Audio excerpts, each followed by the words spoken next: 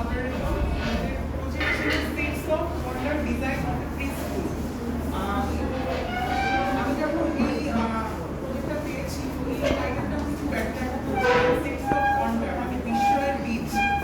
তো আমি চিন্তা করতাম যে একটা স্কুল অনেক শাসনের একটি জায়গা বা অনেক পড়াশোনার একটি জায়গা, এটা কিভাবে একটা শিশুদের মনে বিস্ময়ের বীজ বপন করতে পারে বা এভাবে হচ্ছে চিন্তা করা যায়। তো আমি আমার কনসেপ্টটা এভাবে নিয়েছিলাম যে আমি একটি শিশুর লাইফ সাইকেলকে অবজার্ভ করে আমি আমার কনসেপ্টটা নিয়েছিলাম। একটি শিশু আমরা যখন দেখি সে বারবার ভুল করে, ভুল থেকে শিখি, সে হোঁচট খায় আবার উঠে দাঁড়ায়, সে আস্তে আস্তে নিজেকে ম্যাচুরিটি করে তোলে এবং জীবনের একটা ফেজে গিয়ে সে হয়তো তার পড়ালেখা, তার জব, তার ক্যারিয়ার নিয়ে বিজি হয়ে পড়ে এবং সে যখন আবার বার্ধক্যে উপনীত হয় একটা পর্যায়ে গিয়ে আবার ওই বয়স্ক মানুষদের শিশুর মতো হয়ে যায়, বাচ্চাদের মতো বিহেভ করে। বাচ্চারা যেরকম খুব ছোট ছোট বিষয় অনেক রাগ করে ফেলে বাচ্চাদের, ছোট বিষয় বয়স্ক মানুষদের ওরকমই করে।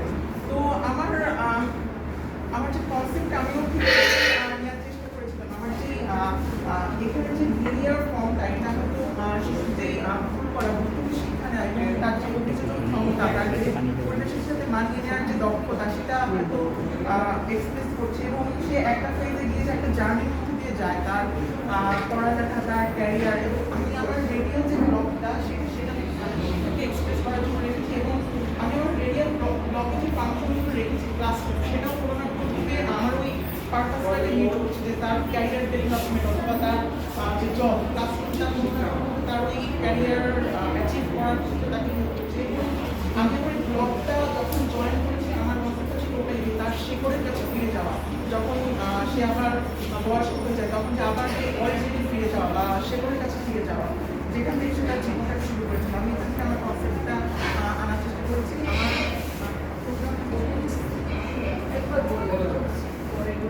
আমাদের এই প্রজেক্টের প্রোগ্রামগুলো ছিল রিসেপশন, অ্যাডমিন, প্যান্ট্রি, স্টোরেজ, একটা প্রিন্সিপাল রুম, সেপারেট এবং টিচার্স রুম যেখানে 6 জন টিচার্স থাকবে, অ্যাডাল্ট ওয়াশরুম, 3টা চিলড্রেন ক্লাসরুম যেখানে পার পার্সন 15 জন বাচ্চারা থাকবে পার ক্লাসে এবং ওই ক্লাসরুমগুলোর সাথে বাচ্চাদের টয়লেট এবং একটি মাল্টি পারপাস রুম যেখানে ডিফারেন্ট টাইপস অফ অ্যাক্টিভিটি হবে। হয়তো কখনো বাচ্চারা ডিফারেন্ট টাইপস অফ অ্যাক্টিভিটি করবে বা বিভিন্ন পারপাস হবে।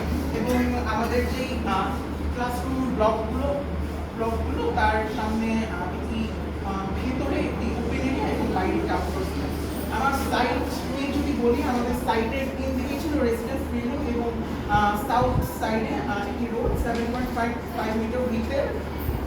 আমার সাইটের সবচেয়ে বেনিফিশিয়াল পার্ট আমার কাছে মনে হচ্ছে যে আমার সাউথ ইস্টার্ন জোনটা, এখান থেকে আমি আমার সামার ব্রিজটা পাবো এবং আমার নর্থ সাইডে আমি যে সফট সানলাইটটা ওটা পাবো।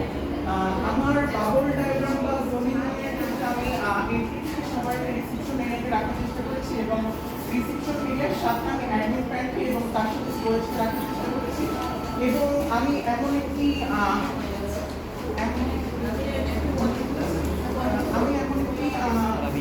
জায়গায় রিসিপশনকে রাখার চেষ্টা করেছি যেখানে আমি চাইলে ডিরেক্ট ওয়াশরুম অ্যাক্সেস করতে পারবো, প্রিন্সিপাল এবং টিচার্স রুম অ্যাক্সেস করতে পারবো, আমার ক্লাসরুম, আমার মাল্টিপারপাস রুম অ্যাক্সেস করতে পারবো এবং বাচ্চারা যেন ক্লাসরুম থেকে চিলড্রেন ওয়াশরুম অ্যাক্সেস করতে পারে আমি ক্লাসরুমের সাথে সাথে ব্রেক করেছি। আমার প্ল্যানের যদি বলি, আমি সবার আগে আমার রোড সাইড একটি ড্রপ অফ এবং রোড সাইড পার্কিং ইনটেনশন করেছি যেখানে একটা টাইম 4টা গাড়ি পার্ক করতে পারবে। আমার রোড সাইড ড্রপ অফের সাথে আমি সিকিউরিটির জন্য একটি গেট দিয়েছি এবং গেটের পাশে আমি গার্ডগুলোকে প্লেস করেছি যেন বাচ্চাদের সব কিছু অবজার্ভ করে মনিটর করতে পারে। দেন আমি আমার আউটডোর স্পেস থেকে ইনডোর স্পেসে একটি সেমি শেডেড প্রিপারেশন স্পেস রেখেছি যেন বাচ্চারা ডিরেক্ট সানলাইট থেকে ভিতরে প্রবেশ না করে। দেন আমি আমার রিসেপশন ওয়েটিং জোন রেখেছি। আমি আমার রিসেপশন থেকে একটি অ্যাডমিন অফিসের একটি ডিরেক্ট কানেকশন দিচ্ছি যেন প্যারেন্টসরা ব্যাচুরিতে আসতে ডিরেক্টলি ইউজ করতে পারে এবং আমার অ্যাডমিন অফিসার্স এবং প্যান্ট্রির সাথে আমি স্টোরেজকে রাখার চেষ্টা করেছি। দেন আমি এমন একটি করিডোর রাখার চেষ্টা করছি যেখান থেকে আমি চাইলে ডিরেক্টলি আমার অ্যাডাল্ট ওয়ানকে অ্যাক্সেস করতে পারবো, আমার প্রিন্সিপাল স্কুলকে অ্যাক্সেস করতে পারবো, আমি মাল্টিপারপাস রুমকে অ্যাক্সেস করতে পারবো, আমি ডিরেক্ট টিচার্স রুমকে অ্যাক্সেস করতে পারবো এবং আমি ক্লাসরুমও অ্যাক্সেস করতে পারবো।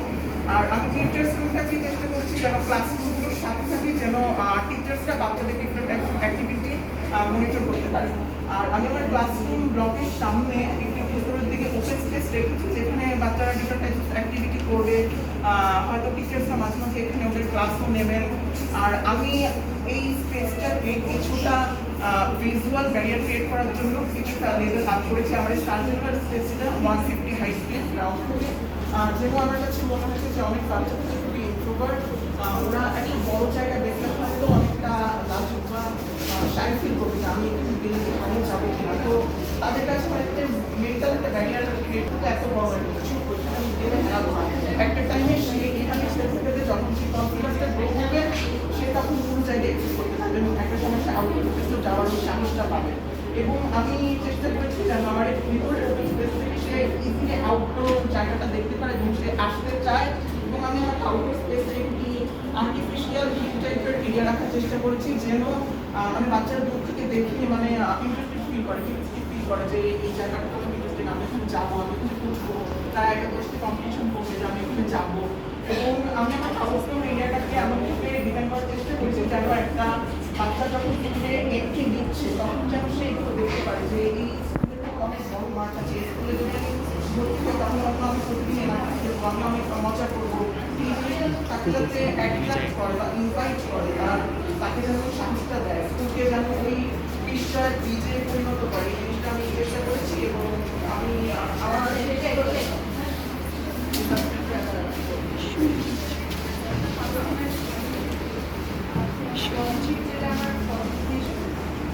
ভালো লাগছে।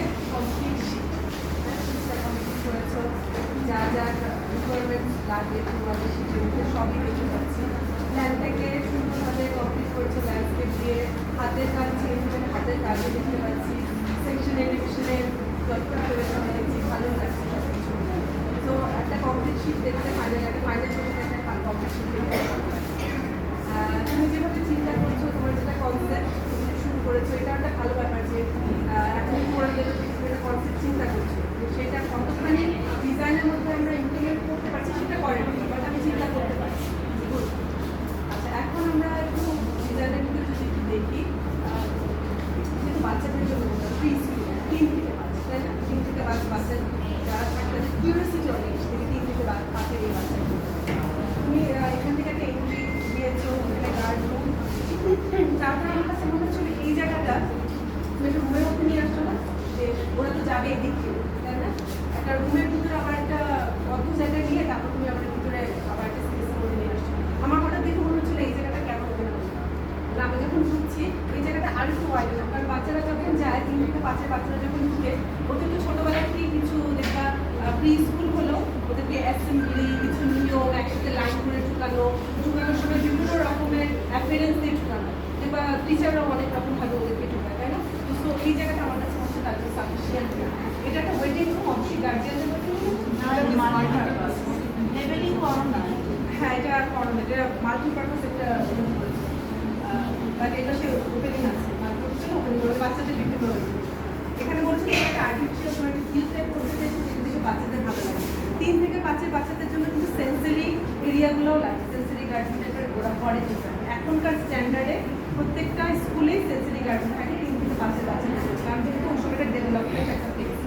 তো সেই ক্ষেত্রে যদি আমি এখানে একটা ওপেন স্পেস করি এই কম্পোজিশনের সাথে, আমার কাছে মনে হচ্ছে বেশি একটা তো তোমার যেহেতু চারপাশে রেসিডেন্সিয়াল, তোমাকে এনক্লোজড একটা জায়গায় বানাতে হবে, তার মধ্যে তুমি আরও এনক্লোজ করে ফেলছো, ওকে এই কোড দিয়ে এটা পুরোটা আস্তে আস্তে যাদের মনে হচ্ছিল এই ব্লকটা যদি এখানে না থাকতো, আমি যদি এটাকে ওপেন করে দিতাম, এই স্পেসের সাথে একটা প্লে গ্রাউন্ড বা একটা গ্রাউন্ড তৈরি করতাম, তাহলে মানে আরও বেশি ইন্টারেক্টিভ করছি। কারণ আলটিমেটলি বাচ্চাদের আসা তোমার সাথে গাইড করতে হবে, গানে যাওয়া অথবা বাইরে, ওরা তো বুঝতে হবে বুঝতে পারছো, তখন ওদেরকে গাইড করে নিয়ে যেতে হয়। তো ওয়াই নট মানে এভাবে আমি চিন্তা করলাম না, বা করলে ভালো হতো যে এই জায়গাটা একটু খুলে দাও, পুরাটা একটু ইন্ট্রোভার্ট কোডটা করে খুলে দাও। আর একটা জিনিস যখন আমরা ফর্মে কাজ করি আমরা রূপে ক্যারাপেট দিতে পারি, কিন্তু মাদার ফর্মটাকে আমরা আসলে কী করি, আমরা অনলাইন করি, তাই না?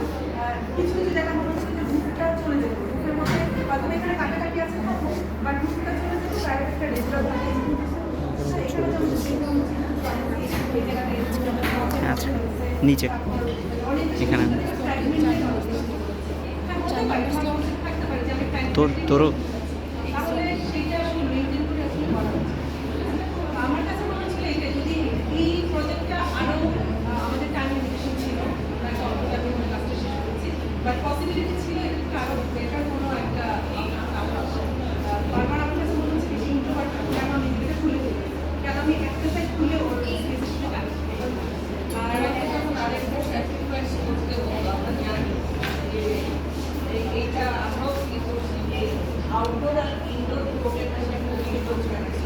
অনেকে ট্রাই করেছি একটু বড় করে তুলে দিচ্ছি যাতে আমরা বলি যে একটা স্পেস থেকে আরেকটা স্পেস আমি দেখতে পাবো, তারপর ওটাতে আমি যাবো।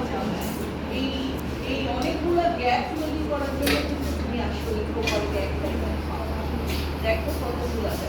হ্যাঁ, একটা দুটা তিনটা চারটা, এগুলো যদি তুমি অন্য কনসেপ্টে যেতে সবগুলো এক তারা দিটা দানা দিটা এখানে খুলে, হ্যাঁ ও ম্যাডাম এটা বললো এরকম খুলে দিলে দেখতে যে এত বড় জায়গা জায়গা সুন্দর না ওই জায়গা তো না ম্যাডাম যেটা বলেছেন তখন ওটা করে একটা পাই থাকতো তার মধ্যে আবার খুলে যেত ওটা ভালো বলছে এই জায়গাটা ন্যারো এই জায়গাটা বাচ্চাদের পিছনে খুবই না আর এই সময় এই আউটডোর আর এফেক্ট এই একটা ইয়ে বলবো বারবার উঠে যে আমরা দেখা করতে যে ওয়ালের মধ্যে রেস্ট ওয়ালের বাইরে দাঁড়ায় থাকলে শিখতে যাবে আমার টেবিলের পায়ার আগে তুমি কতটা রাখতে দেবে কি তোমার গান দেখতে লাগে এটা গান হবে একটা স্কেল এখন এই হাইটের জন্য তোমার এই বিল্ডিং হাইট আমার ধারণা এই এই একটা আর তুমি বারের নিচে রেখে কাজ করতে কিভাবে জানি না যাতে ড্রয়িং আঁকা হয়ে ওকে বলছি মাস্কিং টেপ দিয়ে তুমি ইয়ে করবা তারপরে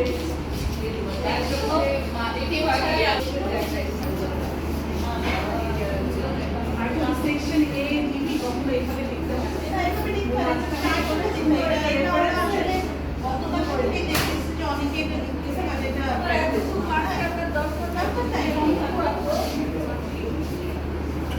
তারপরে তাও জায়গা রাখতে হবে কোনো সাইড প্ল্যান নাই আর ম্যাডামের সাথে যেটা ম্যাডাম বললো যে আমার কাছে মনে ছিল তুমি যদি এই মাল্টিপারপাস থেকে সামনে এদিকে দুটো নিয়ে এই জায়গা থেকে এমপি দুটা ঠিক আছে আবার আমার এইটা ছিল মনে ছিল যে এদিকে বোধহয়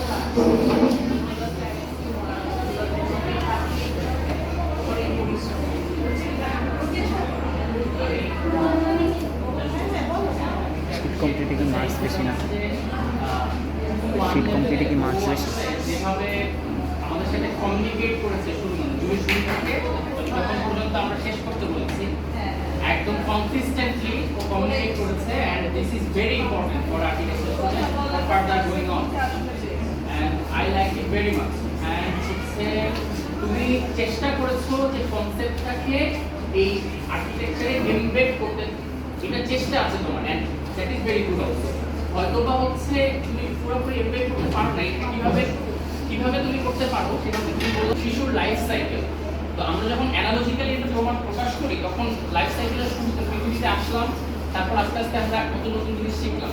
তো যখন আমরা পৃথিবীতে আসলাম ধরে নিলাম এন্ট্রিটা, এন্ট্রির পরে যদি আমরা অ্যাডমিন ব্লকটা এরকম করে পেয়ে যাই তাহলে ওটার সাথে শিশুর ওই যে অ্যানালজি ওটার সাথে যায়, এটা তো অনেক ফর্মাল এবং অ্যাডাল্টদের জায়গা। শুরুতেই যদি যখন একটা খেলার স্পেস বা নতুন কোনো কিউরিয়াস কোনো কিছু ম্যাডাম যেটা একবার বলেছেন কোনো একটা প্লেগ্রাউন্ড বা কোনো একটা ওই যে উইলি রবিন যেটাতে মানুষ উঠতে পারে নামতে পারে স্লাইড করতে পারে এরকম কালারফুল কিছু একটা পৃথিবীতে কালারফুল জায়গা অনেক পরে তখন জিনিস একটা মানুষ পৃথিবীতে এসে এরকম একটা অদ্ভুত জিনিসটা শুরুতে কিন্তু একটা অদ্ভুত জিনিস যদি দিয়ে কিউরিয়াস করে ফেলতে পারতাম তখনই সে ভিতরে ঢুকে বাকি জায়গাটা এক্সপেরিয়েন্স করার ইচ্ছা করে। This is how we comprehend our concept into our architecture. So we will improve by the time, but এই চেষ্টা তো রাখতে হবে যে আমি এখানে চেষ্টা করব। তোমার বলাটা আরো বেটার করবো এটা তোমার তোমার গ্রাফিক্স অনেক আছে পেইন্ট ওয়ানের পরে টুকটা প্রথমে তারপর তো অটোক্যাডে চলে গেলে ওর হ্যান্ড কোয়ালিটি আর দেখবা না ইয়ে দেখবা তারপর ম্যাডাম এটা আমি বিশ্বাস করি হাতের কাজ যদি ভালো হয় ক্যাডের কাজ অনেক ভালো সুন্দর